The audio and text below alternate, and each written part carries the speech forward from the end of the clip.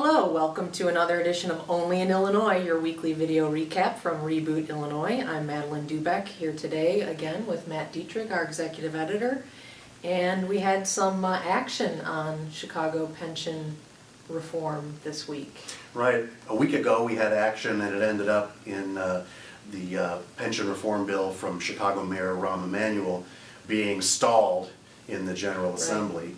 Mayor Emanuel really needs the General Assembly to change state law to allow him to make changes in Chicago's pension systems. Well, he showed up in Springfield last week with a bill that contained a mandate for the Chicago City Council to raise property taxes over a period of 5 years, $50 million per year.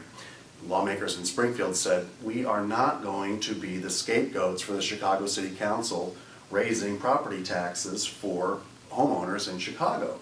So this week, the bill came back. Unlike the bill as introduced, the legislation does not mandate a property tax increase. It will solely be up to the Chicago City Council to determine how they will fund the increased contributions.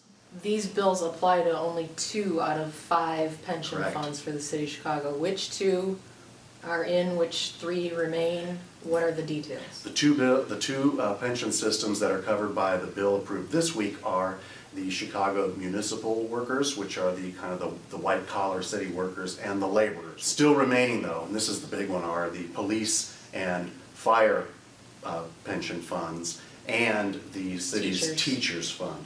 Now, police and fire, that is a major one though, because in 2015 the city is going to owe a payment of $590 million just on those 2 systems. This is a city that has a budget, by the way, of $7 billion. So, you know, you're looking at about, what, 8% of the whole city budget just going into that one payment. Mm-hmm. So Mayor Emanuel is going to be back with more reform suggestions. But for now, he's focused on these 2 systems. No cost of living adjustment anymore? What are the details of right. And as we know from the state pension debate that ended in December with pension reform, if you are on a public pension system in Illinois, every year your pension goes up by 3%, and every year it gets compounded annually. Mm-hmm. Under the bill that was passed by the General Assembly, it will now be the same as the state bill. It'll be 1/2 of the consumer price index, or 3% non-compounded, depending on which is less. And so now the bill is sent to the governor, who's up for re-election this year. Right.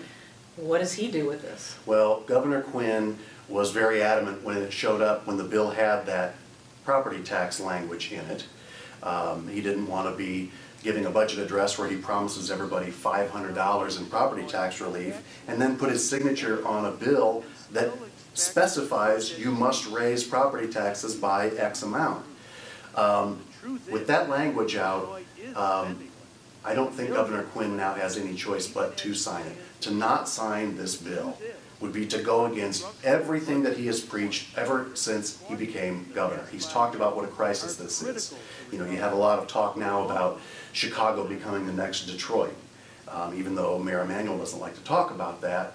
Ladies and gentlemen, many officials have written that Chicago is not Detroit, that Chicago has a much greater economic base than Detroit, which was built on the automotive industry, and thus Chicago is more diverse, and it's not Detroit. Well, my friends, unless the laws of economics have somehow been overturned, Chicago could become another Detroit. The next big problem for Mayor Emanuel is going to be the police and fire. He had cooperative unions, fairly cooperative on these 2, but he's not going to have that. Not with the public safety workers, and already the teachers union testified against the current bill, even though it doesn't apply to the CTU. Right. So he's not going to have an easy time on those. And, you know, you don't live in Chicago, I don't live in Chicago. but we care about this. We care about this because it's the state's biggest city, but also because lots of other municipalities are essentially dealing with the same thing on a smaller scale. Right, and yesterday in Springfield, you had a group of DuPage County mayors who held a press conference talking about the need for pension reform that they're going to have for their public safety pension funds, because the state legislature for the last 20 years, 8 times, has boosted those pensions. Right. And it's important though because, again, you talk about Chicago, as Chicago's economy goes, so goes the economy of the entire state of Illinois. So this is extremely important that Chicago gets a handle on this. All right. That's it for this week's edition of Only in Illinois. Thanks for watching. We'll see you again next week.